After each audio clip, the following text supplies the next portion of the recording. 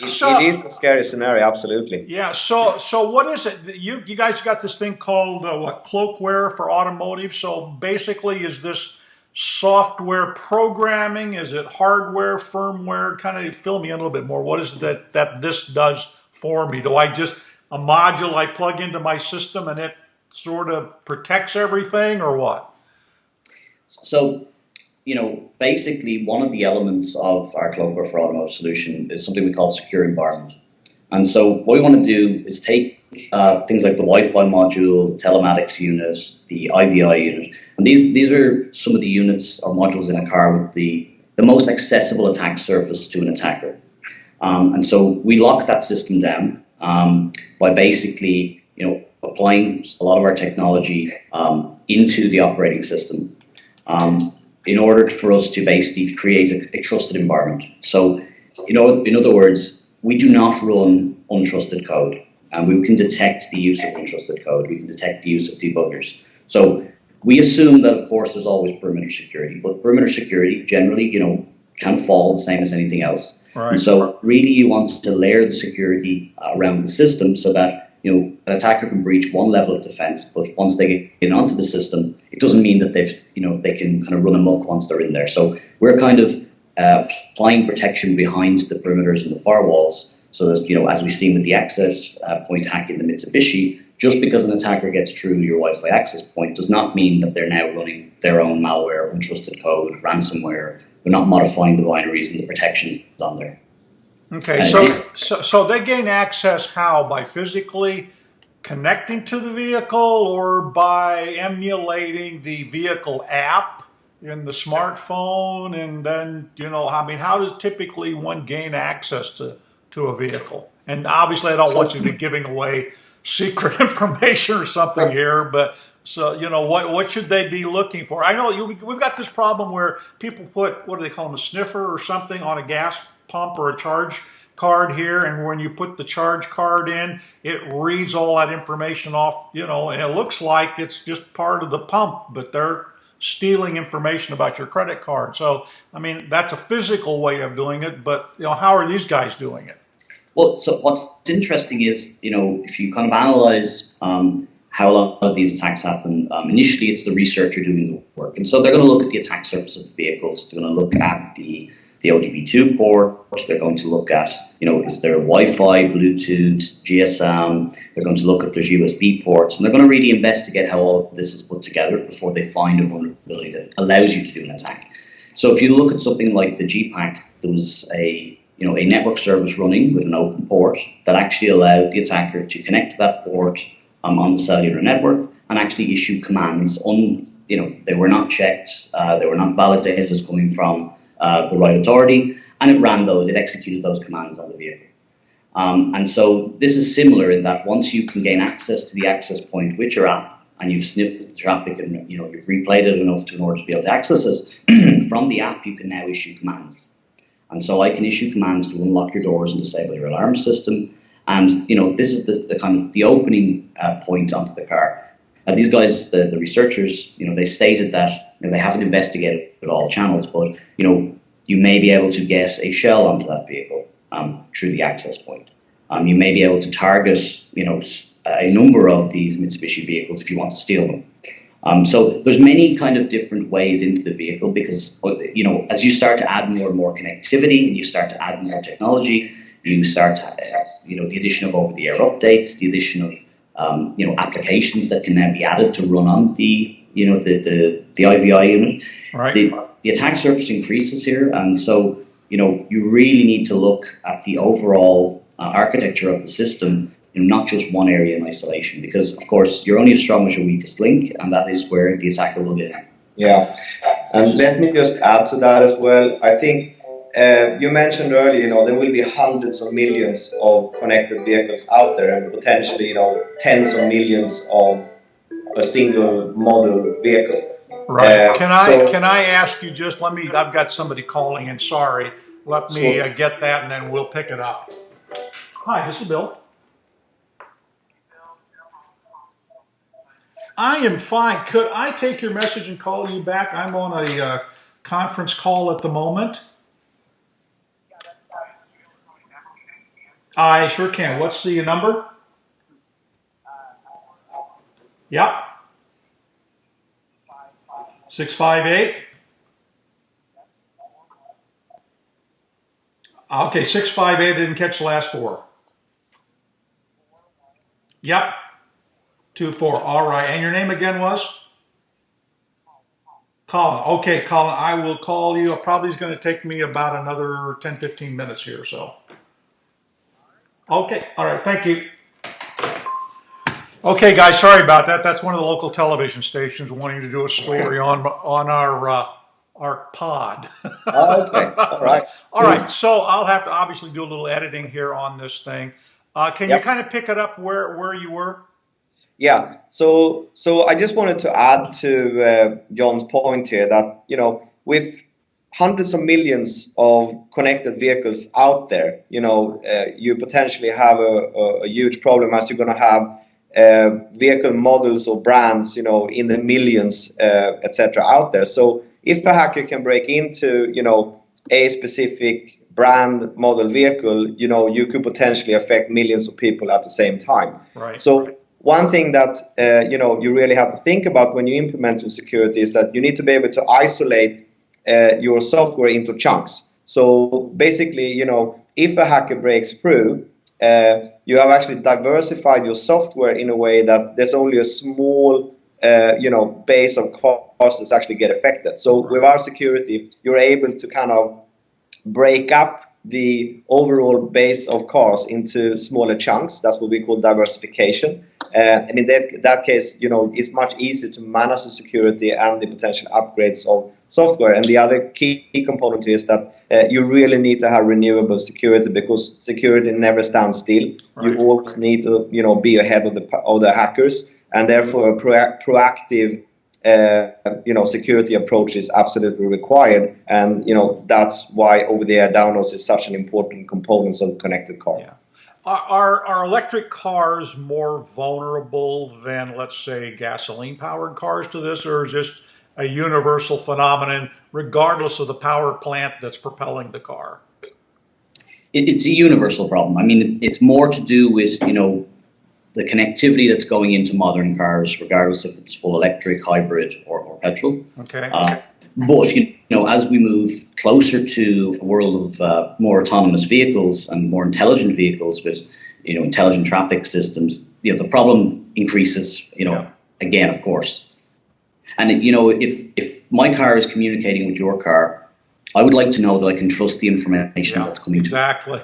You know, and it's really about how do we establish trust, you know, in this kind of new ecosystem or new world.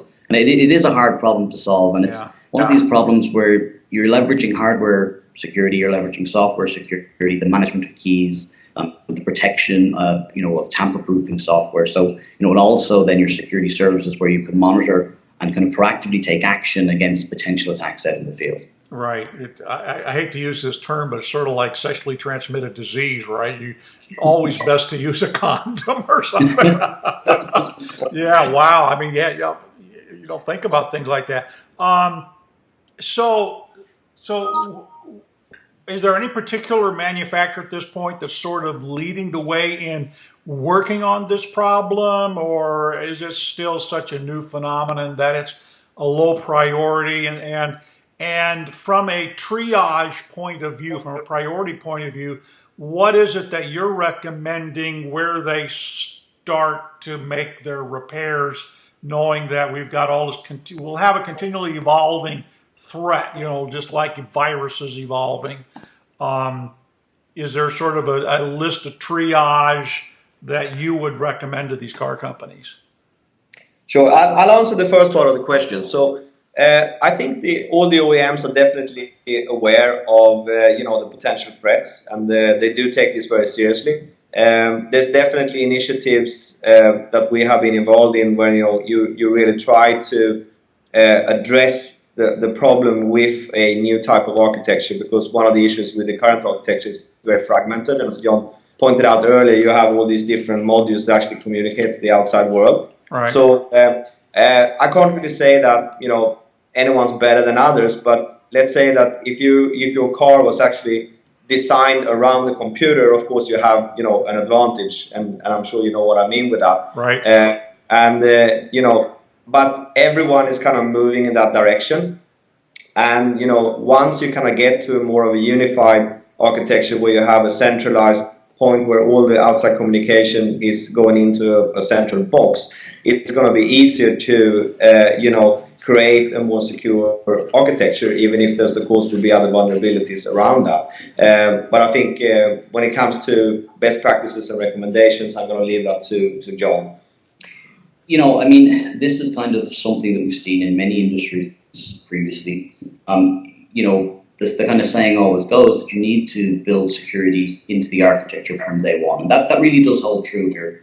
I mean, a good starting point, you know, for the automotive manufacturers, and they are very much engaging the security industry, is to look at third-party audits. You know, take a look at the system, take a look at the architecture, analyze the potential threats, do some threat modeling.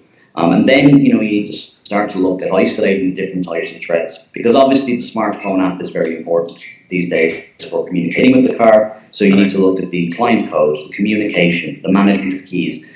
You know, there's not one company going to solve all of this, but collectively, I think, you know, companies working together is where really we're going to see, you know, a real step forward.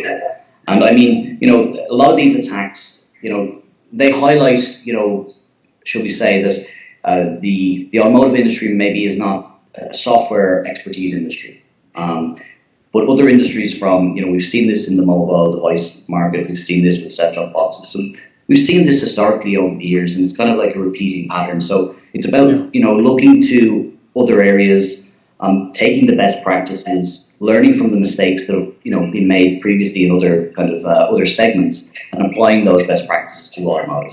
Okay. Any idea what this? I mean, that's always a concern that people have. If we do this, it increases the price of the automobile X, right? Is there any idea how much this is going to sort of add to the price of a new car? It's a good question. I don't really have a number for you. It's, of course, you know, it will increase a little bit, but I actually do not think it's going to be of the magnitude that the consumer will notice. Okay. We're not talking like, you know, 10 or 20% or anything like that. It's definitely going to be less than that. I think, based on my experience from other industries, the cost of security is depending on what type of device, etc., but it's definitely less than 5%. Okay, so it's something that could basically be absorbed into the price of the vehicle then. All right, well, that's obviously, what can consumers do at this point? Just simply trust that the manufacturer is going to work on this, or are there certain things that they could do proactively to reduce their risk? Obviously, with an older car, it's, you know, it's not an issue, but the newer the car, the more connected the car, the greater the issue becomes. So is there a certain year model where we need to start thinking about this moving forward?